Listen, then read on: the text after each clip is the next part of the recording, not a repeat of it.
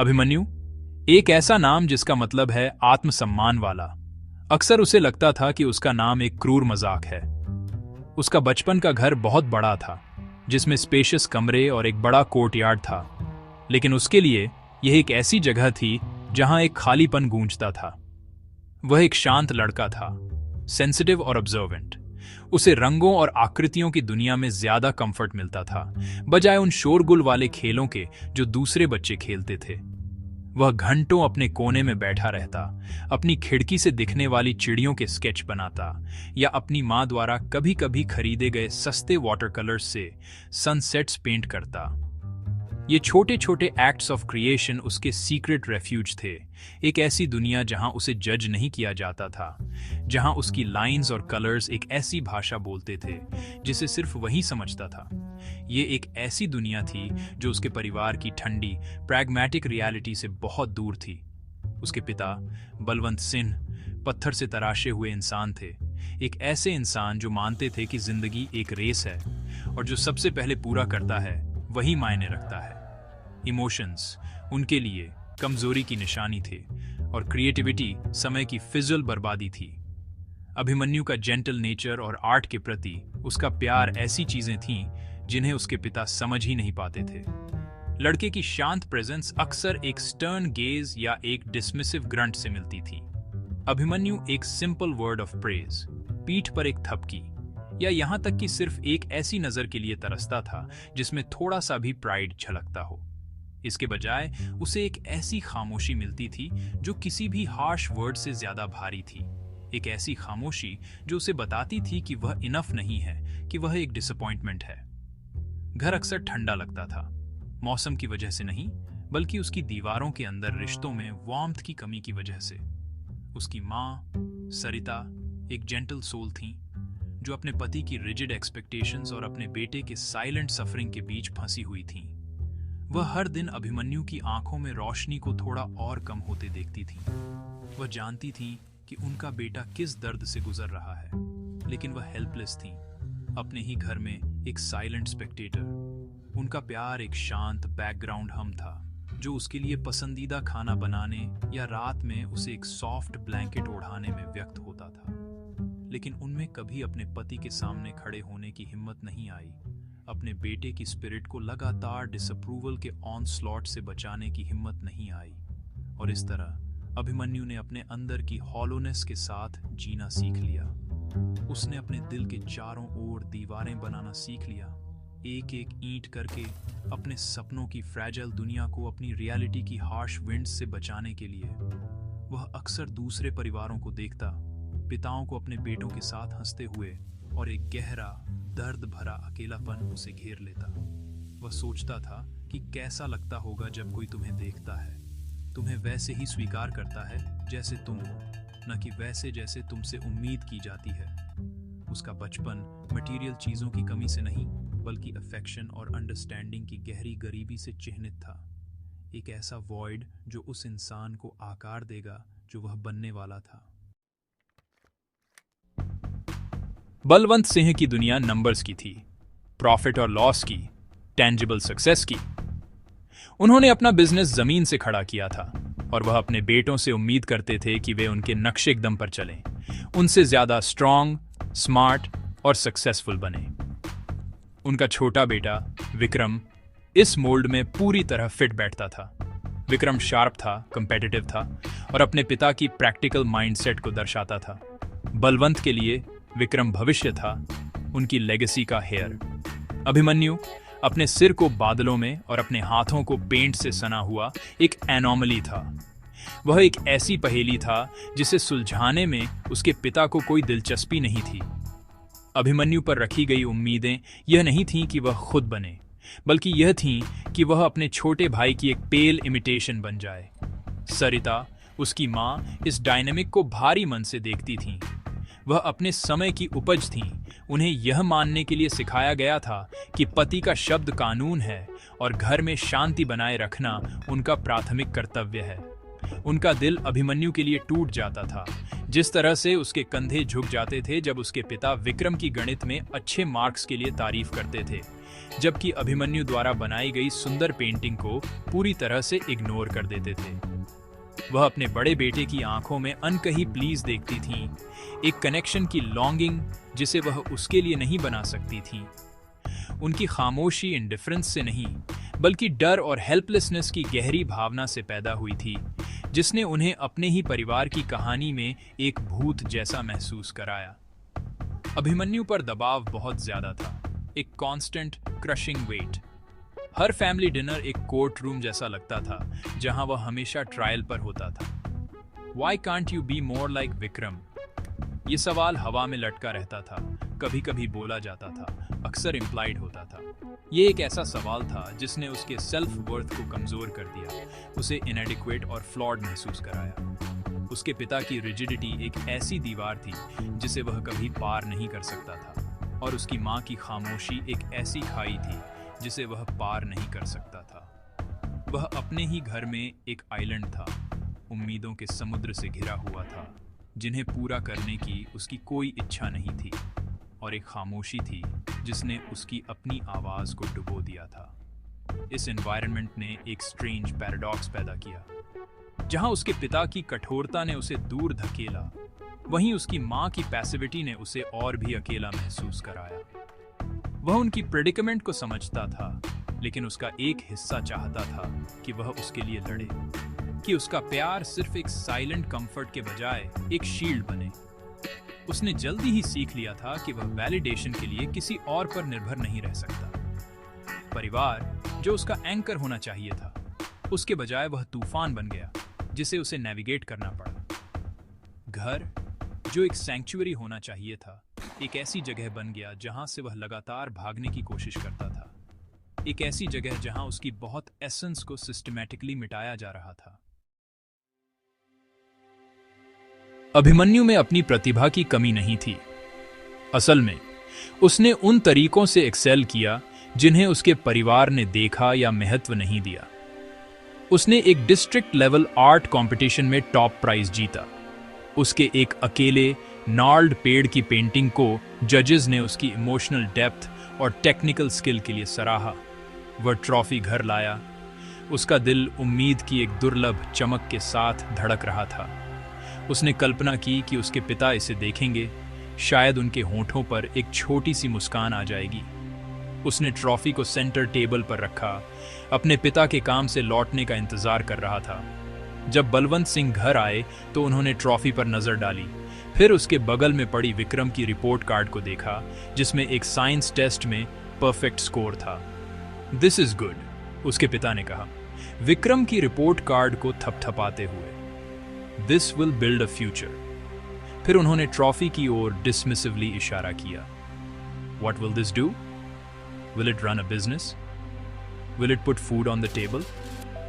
Your brother understands what is important. You should learn from him. ये शब्द नुकीले पत्थरों जैसे थे, और अभिमन्यु के दिल में उम्मीद की छोटी सी चमक बुझ गई, सिर्फ ठंडी राख छोड़ गई। ट्रॉफी, जो कभी उसकी उपलब्धि का प्रतीक थी, अब उसके पिता की नजरों में उसकी असफलता का स्मारक जैसी लग रही थी। तुलना सिर्फ एक टिप्पणी नहीं थी, यह उसके वर्थ पर एक वर्डिक्ट था, और उसे कमी वाला पाया गया था। यह पैटर्न उसके पूरे स्कूल के सालों में दोहराया गया। जब अभिमन्यु ने एक कविता लिखी जो स्कूल मैगजीन में प्रकाशित हुई, तो उसके पिता ने टिप्पणी की कि विक्रम को क्रिकेट टीम का कैप्टन बनाया गया था।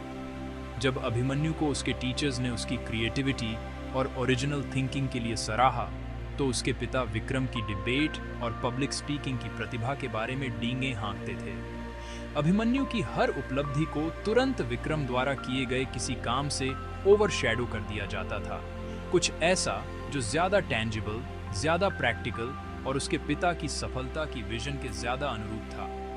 यह एक क्रूर और रिलेंटलेस गेम था, जहां गोल पोस्ट्स हमेशा उसी के लिए बदले जाते थे। लगातार तुलना ने उसे सिर्फ चोट ही नहीं पहुंचाई, इसने धीरे धीरे उसके भाई के साथ उसके रिश्ते को जहर दे दिया। विक्रम की तरफ से कोई एनिमोसिटी नहीं थी, जो उनके पिता के व्यवहार के गहरे इमोशनल इंपैक्ट से ज्यादातर ओब्लिवियस था। लेकिन अभिमन्यु के लिए विक्रम हर उस चीज का एक जीवित प्रतीक बन गया जो वह नहीं था। उसने खुद को अपने भाई से दूर करना शुरू कर दिया। उसे अपनी परसीव्ड इनएडिक्वेसीज के डंक के बिना देखने में असमर्थ था। वह एक शैडो में फंसा हुआ था, उसके भाई की सफलताओं द्वारा डाली गई एक शैडो जो हर गुजरते दिन के साथ लंबी और गहरी होती जा रही थी, उसकी अपनी रोशनी को ढक रही थी और उसे इनविजिबल महसूस करा रही थी। अकेलापन और रिजेक्शन के इस ब्लीक लैंडस्केप में एक व्यक्ति ऐसा था जिसने अभिमन्यु को वैसे ही देखा जैसा वह सच में था। उसका नाम तन्वी था। वह उसकी बचपन की दोस्त थी, वह लड़की जो बगल में रहती थी। तन्वी को मार्क्स या बिजनेस में कोई दिलचस्पी नहीं थी। वह अभिमन्यु की दुनिया से फैसिनेटेड थी। वह घंटों उसके साथ बैठती, उसे पेंट करते देखती। उसकी आंखें एडमिरेशन से चौड़ी हो जाती थीं। उसने उसके ब्रश स्ट्रोक्स में जादू देखा और उसकी खामोशी में कविता सुनी। जब उसका अपना परिवार उसके दिल की भाषा नहीं समझ पाया, तब उसने समझी। अभिमन्यु के लिए तन्वी सिर्फ एक दोस्त नहीं थी, वह उसके अस्तित्व का वैलिडेशन थी। तन्वी के साथ अभिमन्यु आखिरकार उन दीवारों को गिरा सकता था जो उसने अपने चारों ओर बनाई थी। उसने अपने स्केचेस, अपनी पोएम्स और अपने गहरे डर उसके साथ साझा किए। उसने उसे कभी जज नहीं किया, इसके बजाय उसने उसे प्रोत्साहित किया। अभी यू हैव अ गिफ्ट, वह कहती, उसकी आवाज जेन्युइन कन्विक्शन से भरी होती।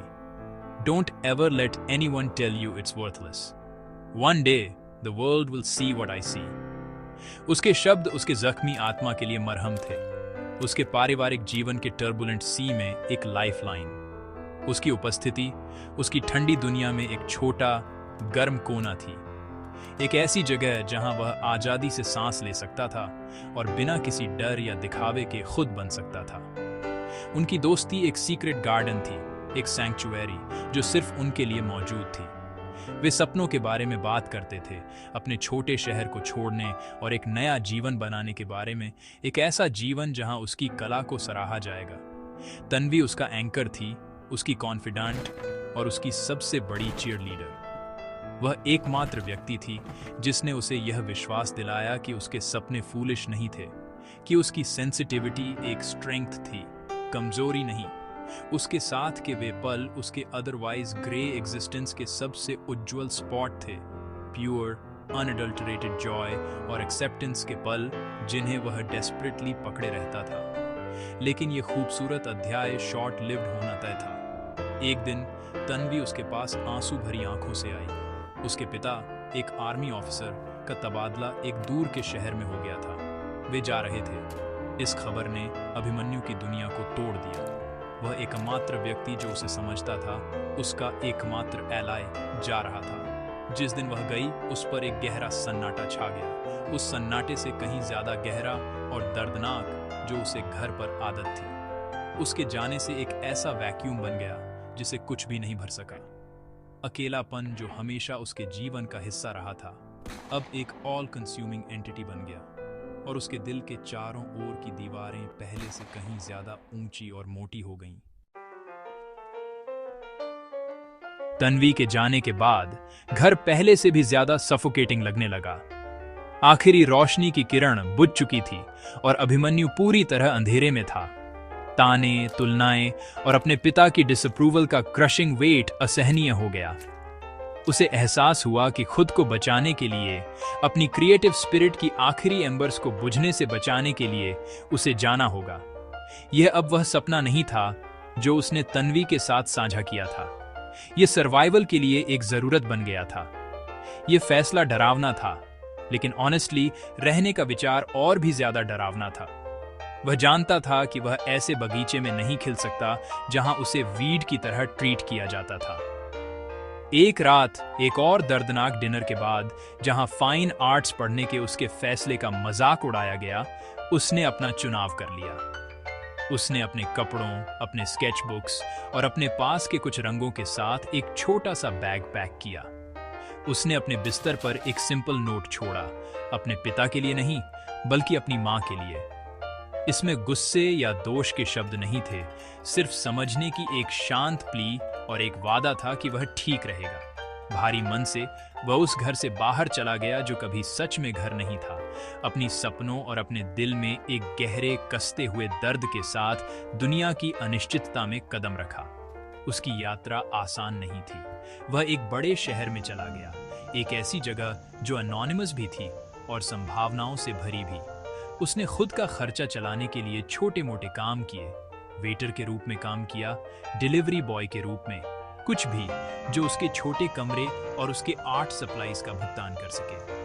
कई दिन वह भूखा रहता था और रातें वह अपने पूर्ली इंसुलेटेड कमरे में कांपते हुए बिताता था, अपने फैसले पर सवाल उठाता था। संघर्ष बहुत बड़ा था, गरीबी और अकेलेपन के खिलाफ एक कांस्टेंट बैटल। लेकिन इस कठिनाई के बीच आजादी की एक स्ट्रेंज सेंस थी। पहली बार वह अपने जीवन का मास्टर था। उसकी कला अब एक हॉबी नहीं थी, यह उसके होने का कारण थी। धीरे धीरे पेनस्टेकिंगली उसने अपना नाम बनाना शुरू किया। उसने अपना सारा दर्द, अपना अकेलापन और अपनी अनकही भावनाओं को अपने कैनवसेस पर उकेरा। उसकी कला रॉ, ऑनेस्ट और डीपली मूविंग थी। लोग उसकी पेंटिंग में कहानियां देखते थे, साइलेंट स्क्रीम्स और क्वाइट होप्स। उसने छोटे लोकल गैलरीज में अपना काम दिखाना शुरू किया। उसकी यूनिक स्टाइल ने ध्यान आकर्षित करना शुरू किया। क्रिटिक्स ने उसकी काम की इमोशनल ऑनेस्टी के लिए तारीफ की। अभिमन्यु, वह लड़का जिसे कभी बताया गया था कि उसकी कला बेकार है, आखिरकार अपनी आवाज और दुनिया में अपनी जगह ढूंढ रहा था, अपने पिता के घर की छाया से बहुत दूर।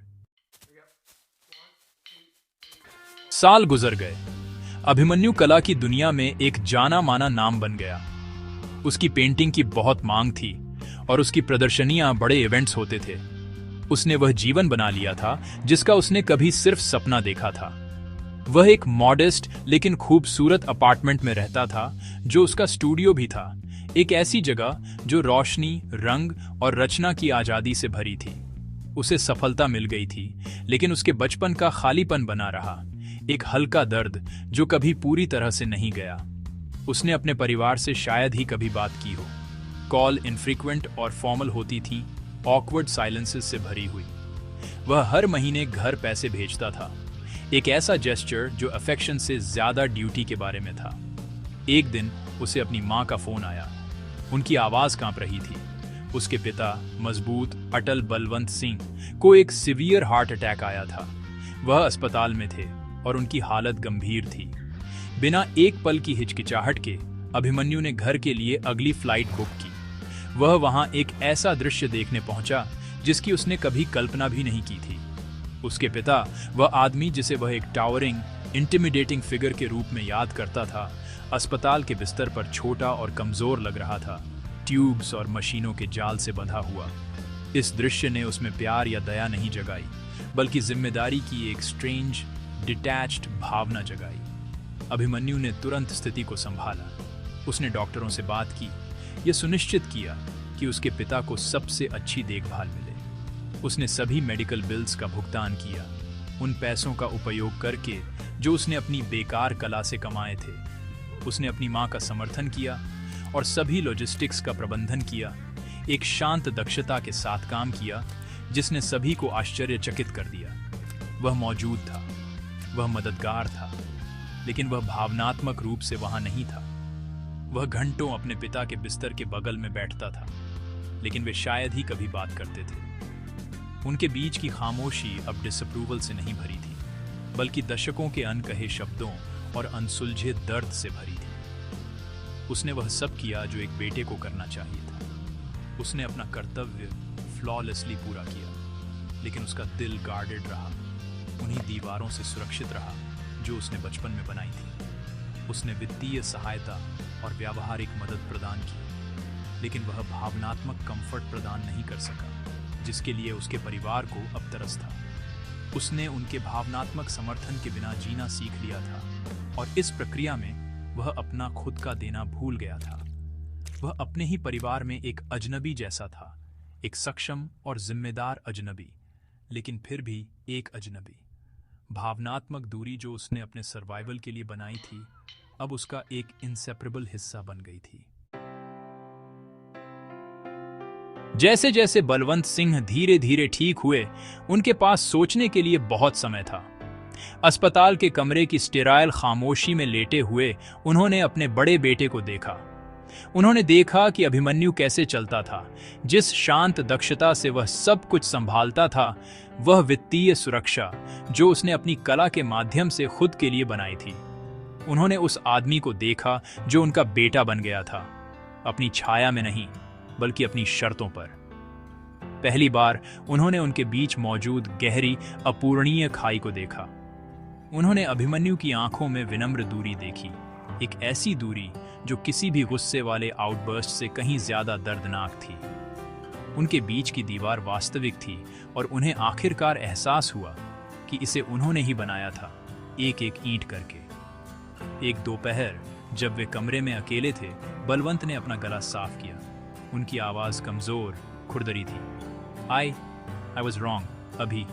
वह हकलाए, शब्द उनकी जबान पर अजीब लग रहे थे। Your art, it is not worthless, you have done well, I am proud of you. यह वह वाक्य था जिसे अभिमन्यु ने अपनी पूरी जिंदगी सुनने की इच्छा की थी। उसने अपने बचपन के सपनों में इस पल की 1000 बार कल्पना की थी। उसने सोचा था कि यह खुशी के आंसू लाएगा, सभी दबे हुए दर्द की एक कैथार्टिक रिलीज। लेकिन अब जब शब्द आखिरकार बोले गए तो उसे कुछ भी महसूस नहीं हुआ, बस एक विशाल खोखला खालीपन। अभिमन्यु खिड़की से मुड़ा और अपने पिता को देखा। उसने बूढ़े आदमी की आंखों में पछतावा देखा, सच्चा दुख। उसका एक छोटा वर्जन अपने पिता के पास दौड़ जाता और वे रोते और एक दूसरे को गले लगाते। लेकिन वह अब वह लड़का नहीं था। घाव बहुत पुराने थे, निशान बहुत गहरे थे। उसने एक छोटी उदास मुस्कान दी। इट्स ऑल राइट पापा, यू शुड रेस्ट नाउ, उसने धीरे से कहा। उसकी आवाज़ शांत थी, गुस्से से रहित, लेकिन वार्मथ से भी रहित थी। माफ़ी तो दी गई, लेकिन कनेक्शन नहीं बना। गर्व के शब्द बहुत देर से आए थे। वे बंजर ज़मीन पर बारिश की तरह थे, जहां अब कुछ भी नहीं उग सकता था। उनके बीच की दीवार सालों के हार्श वर्ड्स, पेनफुल कंपैरिजंस और ठंडी खामोशी से भरी थी। पछतावे के कुछ शब्द, चाहे कितने भी सिंसियर क्यों न हों, उसे नहीं तोड़ सकते थे। बलवंत सिंह को आखिरकार अपनी गलती की गंभीरता समझ में आ गई। उन्होंने बहस जीत ली थी, लेकिन अपना बेटा खो दिया। उन्होंने अभिमन्यु को इतना दूर धकेल दिया कि लड़के ने उनके बिना जीना सीख लिया, और अब उन्हें नहीं पता था कि वापस कैसे आना। अभिमन्यु तब तक रुका जब तक उनके पिता को छुट्टी नहीं मिल गई, यह सुनिश्चित करते हुए कि सब कुछ व्यवस्थित हो गया था। फिर उसने चुपचाप अपना बैग पैक किया और अपने जीवन में लौट आया। एक ऐसे पिता को पीछे छोड़ दिया जो आखिरकार पिता बनने के लिए तैयार था, और एक ऐसे बेटे को जो अब बेटा बनना नहीं जानता था। अभिमन्यु अपने स्टूडियो में लौट आया, अपने कैनवसेस और रंगों की दुनिया में। उसका जीवन चलता रहा, सतह पर सफल और स्थिर, लेकिन घर की यात्रा ने पुरानी यादों को ताज़ा कर दिया था। उसने एक नई मेलनकॉली तीव्रता के साथ पेंट किया। उसका काम ज्यादा रिफ्लेक्टिव हो गया, मेमोरी, डिस्टेंस और उन चीजों के थीम्स को एक्सप्लोर करते हुए जिन्हें कभी अनकहा या पूर्ववत नहीं किया जा सकता। उसने अपने माता पिता को आर्थिक रूप से समर्थन देना जारी रखा। हर रविवार को कर्तव्य की भावना से उन्हें फोन करता था। बातचीत पोलाइट, फॉर्मल और हमेशा संक्षिप्त होती थी। वे मौसम के बारे में बात करते थे, स्वास्थ्य के बारे में, हर चीज और कुछ भी नहीं के बारे में। उनके टूटे हुए रिश्ते की महान अनकही सच्चाई हर कॉल में एक स्थायी अतिथि थी। अभिमन्यु और उसके पिता के बीच की दीवार कभी नहीं टूटी। यह ऊंची और अटल खड़ी रही, स्नेह से वंचित बचपन और जीवन भर के पछतावे का एक मौन प्रमाण। बलवंत सिंह ने अपनी बाकी की जिंदगी अपनी असफलता के भारी ज्ञान के साथ बिताई। वह कभी कभी अपने बेटे का नाम अखबार में या उसकी कला की तस्वीर एक मैगजीन में देखते थे, और गर्व और दर्द का एक जटिल मिश्रण उन्हें घेर लेता था। उन्हें वह सफल बेटा मिल गया था जो वह हमेशा चाहते थे, बस उस तरह से नहीं जिसकी उन्होंने कल्पना की थी। उनके पास एक ऐसा बेटा था जो उनके लिए प्रदान करेगा, लेकिन ऐसा नहीं जो उनके साथ बैठे और अपना दिल साझा करे। ये कहानी सभी माता पिता और बच्चों के लिए एक सरल लेकिन गहरा सबक है। रिश्ते नाजुक पौधों की तरह होते हैं। उन्हें शुरुआत से ही प्यार, स्वीकृति और समझ के साथ पोषित करने की आवश्यकता होती है। यदि आप उन पर लगातार आलोचना और तुलना का तेजाब डालते हैं तो वे मुरझा जाएंगे और मर जाएंगे। हार्श वर्ड्स और ठंडी खामोशी इतने गहरे घाव पैदा कर सकते हैं कि समय उन्हें ठीक नहीं कर सकता। प्रेज और अफेक्शन कमाने वाले पुरस्कार नहीं हैं। वे वही मिट्टी हैं जिसमें बच्चे का आत्मसम्मान बढ़ता है। उनके बिना एक बच्चा जीना सीख सकता है, यहाँ तक कि थ्राइव भी कर सकता है, लेकिन वह सुरक्षा के लिए अपने दिल के चारों ओर दीवारें बना लेगा। अंत में जो कुछ बचता है वह पछतावा है। अभिमन्यु और उसके पिता के बीच की दीवार एक दुखद याद दिलाती है कि कभी-कभी बहुत देर हो जाती है। प्यार और समझ का पुल बनाने का अवसर गुजर जाता है और हम सिर्फ खाली जगह के साथ रह जाते हैं जहां एक रिश्ता होना चाहिए था। आइए हम हर बच्चे में अद्वितीय रोशनी को देखना सीखें। आइए हम अपने शब्दों को ध्यान से चुनें और अपना समर्थन स्वतंत्र रूप से दें, क्योंकि घर को उम्मीदों का युद्ध क्षेत्र नहीं होना चाहिए, बल्कि प्यार का एक सैंक्चुअरी होना चाहिए जहां हर सदस्य को देखा, महत्व दिया और चेरिश किया जाए। अन्यथा हम ऐसी दीवारें बनाने का जोखिम उठाते हैं जो हमेशा खड़ी रह सकती हैं। हमें सिर्फ वह गूंज छोड़ जाती हैं जो हो सकता था।